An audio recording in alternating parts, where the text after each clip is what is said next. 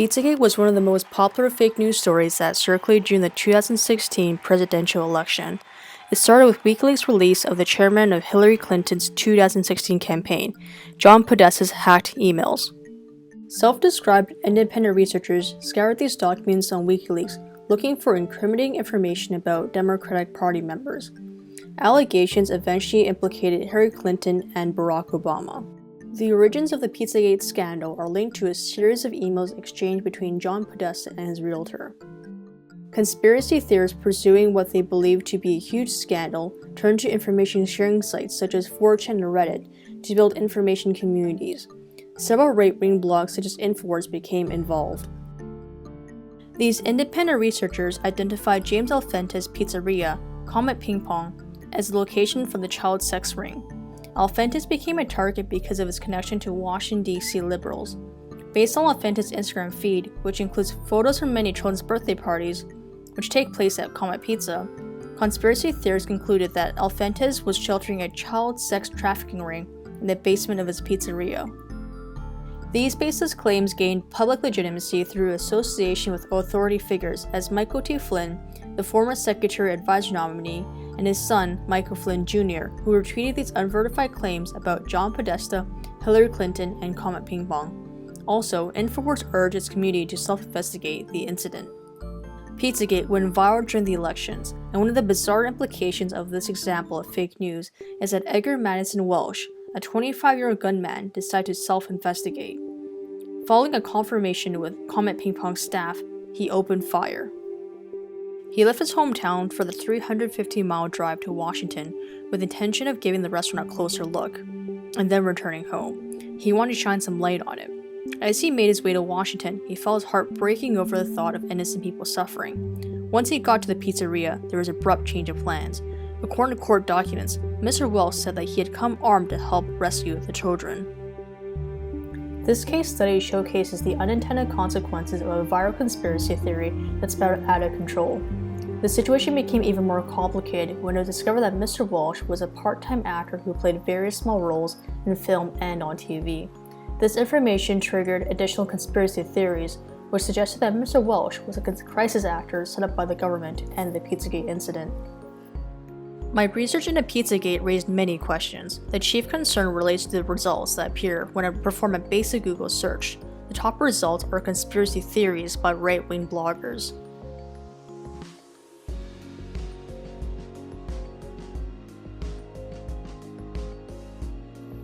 A quick search for Pizzagate on YouTube produces over 250,000 hits. However, the most popular hits contained within the first several pages are a collection of unfamiliar and dubious sources, such as Exposed Truth, All-Time Conspiracies, and #Pizzagate. Only one video from Stephen Colbert, The Late Show, was a source that can be described as a conventional media outlet. And as Colbert explains, Back everybody, we have a lot of fun here at The Late Show every night talking about the news of the day. But I really hope you don't get your news from me. Because newsflash, this isn't news. This is entertainment. If you want news, go to CBS's John Dickerson or maybe the Wall Street Journal. But don't go to some anonymous guy on social media. Because a lot of the news on social media is a lie. However, recent studies tell us that the majority of millennials rely upon social media sites for news. According to a recent survey I conducted with a group of undergraduate students at University of Toronto, approximately 75% of respondents identify Facebook as their primary source of news, while many of these same respondents turn to conventional sources, such as online newspaper outlets. Facebook remains the dominant source. Although students keep up with news 2 to 3 times a day, it is noteworthy that the majority of survey respondents were not familiar with major fake news stories. For example, Pope Francis shocks world, endorses Donald Trump for president, released a statement, or FBI agent suspected in Hillary email leaks found dead in apparent murder-suicide. Given the amount of fake news that circulates on social media, these results are worrying. In the US, a Stanford study of media literacy habits found that students have trouble judging the credibility of information online. Education scholars say youth are duped by sponsored content and don't always recognize political biases as social messages. When it comes to evaluating information that flows across social channels or pops up in a Google search, young and otherwise digital savvy students can easily be duped. A key issue today relates to developing media education literacy programs. Can we stop this epidemic? Deception and self-promotion have always been a feature of US politics. However, social media platforms such as Facebook and Twitter have transformed the media landscape. Fact-checking experts such as Glenn Plusser have suggested ways to distinguish between real and fake news. He says the quickest way to know if a story is fake is by the headline. One infamous fake story is a story that said that Pope Francis had endorsed Donald Trump. Now, anyone who knows anything about the Pope would realize that the Pope isn't generally in the business of endorsing political candidates. But it was shared more than 1 million times on social media. Another way to spot fake news is the website address. abcnews.com.co. .co means it comes out of the country of Colombia. Go back to this fake story and click on the reporter's bio. It says he has won multiple Pulitzer Prizes, and his wife is a mail-order Russian bride. Obviously fake. Also look for a contact page. Many of the fake sites won't have one. A legitimate news site always has a way to be reached. And the fake ABC News does have a Contact Me page. If you go to it, it's not the ABC News building in Manhattan. It's actually the Westboro Baptist Church in Topeka, Kansas. 21st century reality is that fake news will always be an issue. Fast and easy solutions may make fake news less accessible, but it won't address the underlying problem. Jim Watkins, owner of 8chan, a message board for anonymous users of the internet, explains 8chaners and people like him don't want news from the New York Times or the Washington Post, which he calls fake news and propaganda. Watkins said those two publications are untrustworthy because he believes their owners or major shareholders heavily influence news coverage. During the elections, that meant they constantly attacked Donald Trump, according to Watkins. On Pizzagate's viral status, Watkins commented, "It's a very hot topic on 8chan and one of the biggest search terms last year on the internet. Maybe it's controversial, but that's what people are talking about. People are disgusted with the way the government was run the last 16 years. So that's where all that Pizzagate comes from.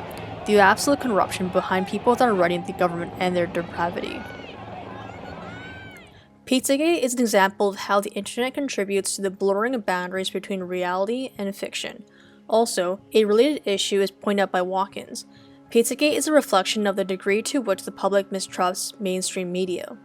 While conventional media outlets offer no evidence that members of the Democratic Party controlled an underground child prostitution ring, online communities on 4chan and Reddit continue to promote conspiracy theories.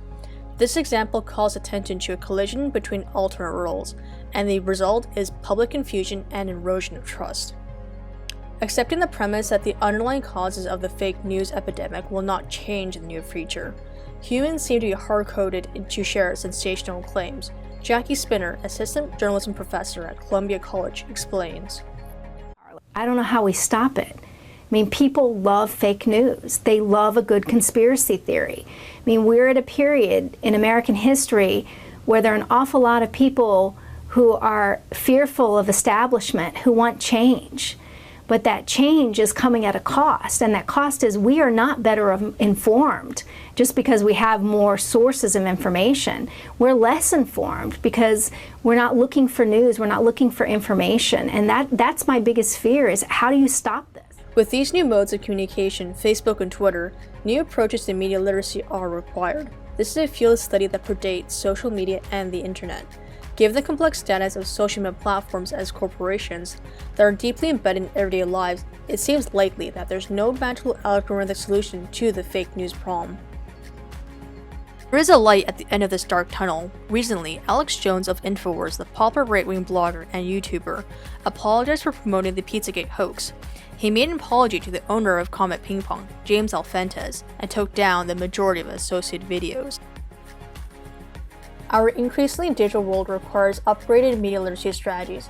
Pizzagate may have been anonymous due to specific risks associated with fake news, but it will be up to us to make a cultural change about how to make sense of information, whom we trust, and our role in this new media landscape.